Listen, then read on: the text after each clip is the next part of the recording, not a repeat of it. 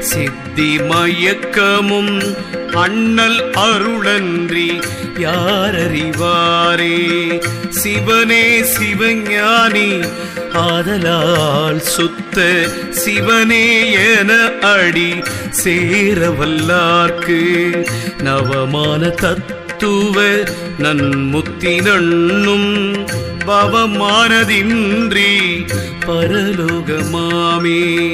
குருவே சிவமேன கூறி நன்னந்தி குருவே சிவம் என்பது குறித்தோரா. குருவே சிவனுமாய் கோனுமாய் நிற்கும் குருவே உரை உணர்வு அற்றதோர் கோவே. சித்தம் யாவையும் சிந்தித்திருந்திடும் அத்தன் உணர்த்துவது ஆகும் அருளாலே.